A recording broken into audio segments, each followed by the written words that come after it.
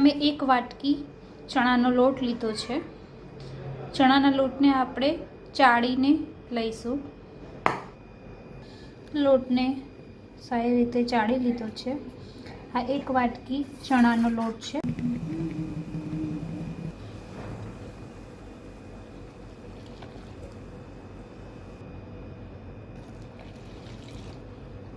આમાં આપણે 2 વાટકી છાશ ઉમેરી છે। હવે તેની અંદર આદુ મરચાં અને લસણની પેસ્ટ નાખીને બરાબર રીતે હલાવી દઈશું।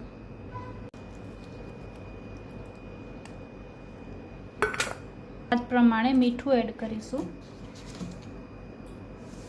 મેં અહીંયા 2 ટેબલ સ્પૂન મીઠું લીધું છે।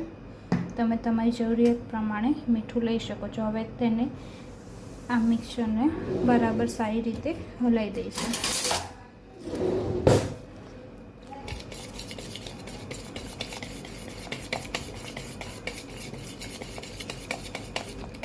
જરૂરિયાત પ્રમાણે પાણી એડ કરી શકો છો।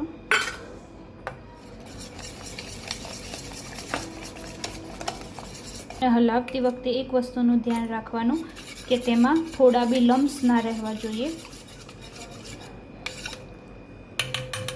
બેટર એકદમ રેડી થઈ ગયું છે। 20 થી 25 મિનિટ સુધી હલાવતા રહીશું।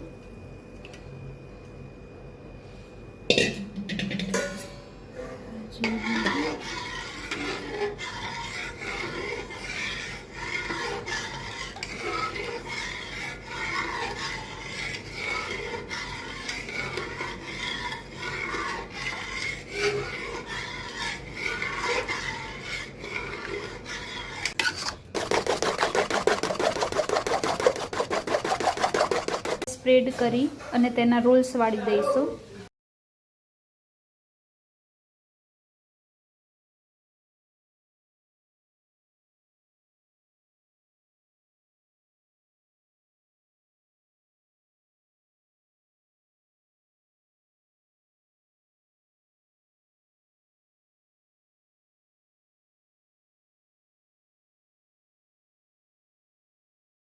આપણે તેનો વઘાર કરી દઈશું।